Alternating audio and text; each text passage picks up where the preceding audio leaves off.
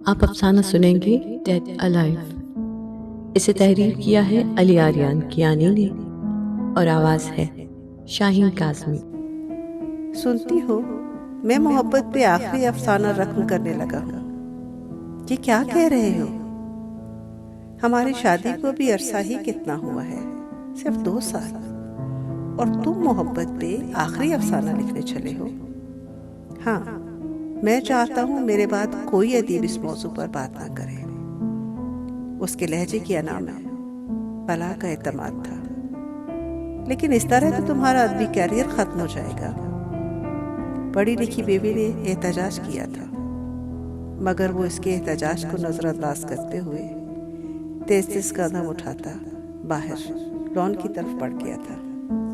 پھر اس کا یہ جنون اس کے گہرے دوستوں سے بھی پوشیدہ نہ رہ سکا۔ اگلی دوپہر جب وہ گھر پہنچا تو اس کا قریبی دوست پہلے سے ہی اس کا منتظر تھا اور بے چینی سے اس کے کمرے کے باہر ٹہل رہا تھا۔ اسے دیکھتے ہی دوست نے اس کے ہاتھوں سے کاغذ چھین لیا اور کہا، پاگل نہیں بنتے یار، یہ محبت ہی ہے جس کے موضوع کو بڑھا چڑھا کر تم آج دانشور کہلاتے ہو۔ اسی موضوع پر آخری افسانہ لکھ کر بات ختم کرو گے تو سوچو پھر تمہارا بنے گا کیا؟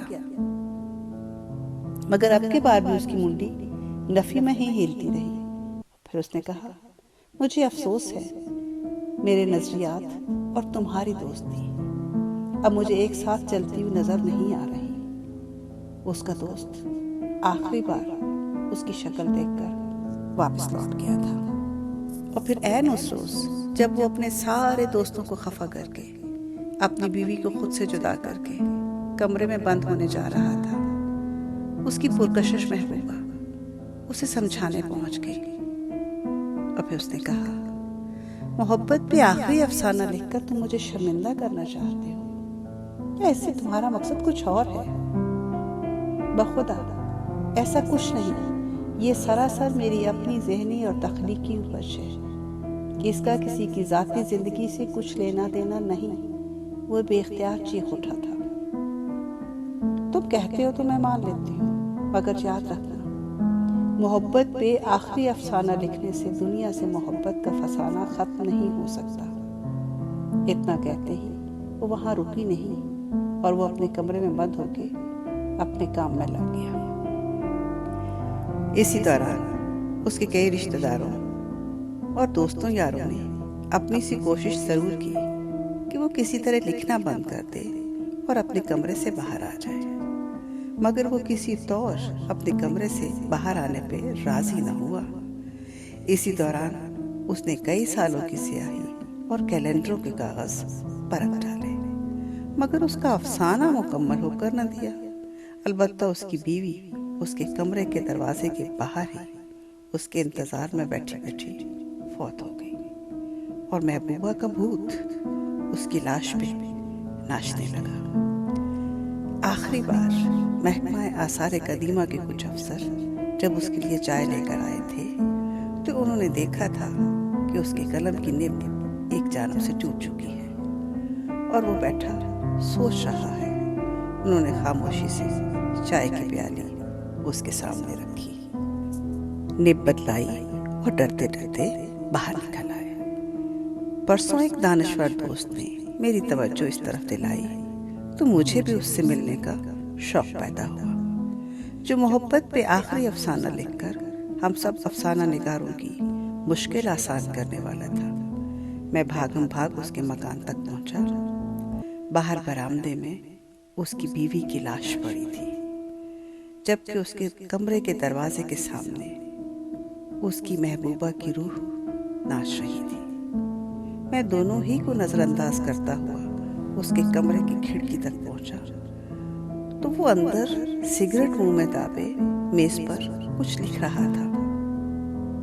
چائے کی پیالی اس کے سامنے پڑی تھی جس میں اس کے دانت پڑے تھے، اور آنکھوں کی جگہ 2 سوراخ نظر آ رہے تھے۔ سر پر کوئی بال موجود نہیں تھا، البتہ کانوں میں بڑی بڑی بالیاں پڑی تھیں۔ اس کے کمرے کے سنسنی خیز ماحول نے مجھ پر ایک کپکپی سی طاری کر دی۔ یوں لگتا تھا کہ جیسے خوف کی ایک لہر سی میرے پورے وجود میں دوڑ رہی ہو۔